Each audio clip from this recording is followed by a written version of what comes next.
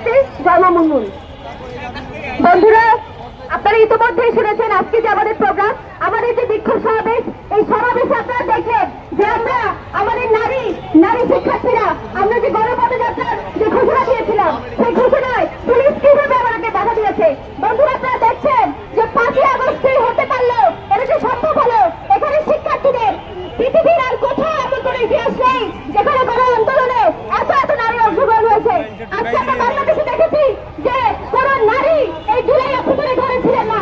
আমাদের মায়েরা, আমাদের বোনেরা, আমাদের শিক্ষার্থীরা, আমাদের বোনেরা সবাই এই আন্দোলনের অংশ ছিলেন। কিন্তু বন্ধুরা, আমরা দেখলাম যে 5ই আগস্টের পর প্রথম হেনস্থার শিকার কিন্তু একজন নারী হয়েছে, এবং সেটা তার পোশাকের কারণে। আমরা দেখলাম যে এখানে যারা সমন্বয়ক হিসেবে নিজেদেরকে পরিচয় দিয়েছেন, সেই পুরুষ সমন্বয়কের পাশাপাশি যে নারী সমন্বয়করা ছিলেন, যারা নেতৃত্ব দিয়েছিলেন, তাদেরকে আমরা নানাভাবে এখানে হ্যারাসমেন্টের শিকার হতে দেখেছি।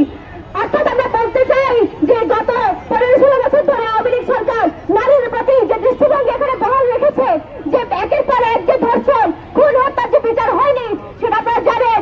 যেখানে তরু হত্যার বিচার আজও হয়নি, এবং যে আলভীর ধর্ষক আলভীর, তারও কিন্তু কোনো বিচার হয়নি।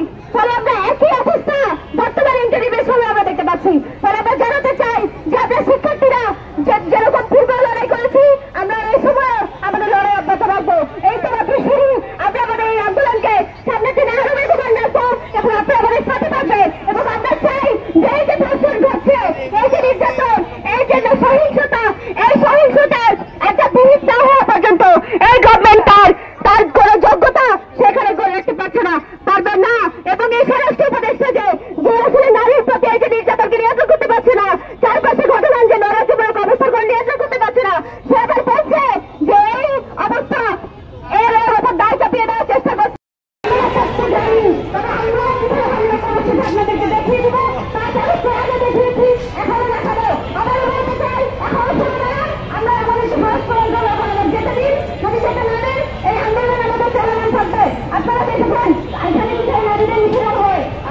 আমাদের এক বন্ধু, আপনারা একজন বক্তব্য শুনেছেন, সময় সিদ্ধার্থ বর্তমান বিশ্ববিদ্যালয়ে গণঅভ্যুত্থানের সামনের সারি একজন আন্দোলন কর্মী ছিল, তার কাছে থাকা অন্যায় করে বহিষ্কার করা।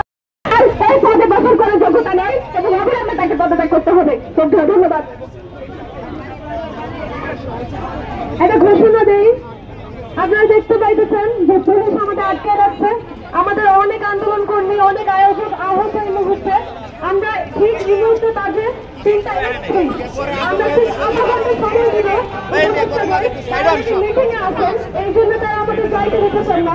এই আধা ঘন্টার মধ্যে তারা যে বলেন তারা জনগণের সরকার, তারা গণঅভ্যুত্থানের শক্তির সরকার, তাই যদি হয়ে থাকে তাহলে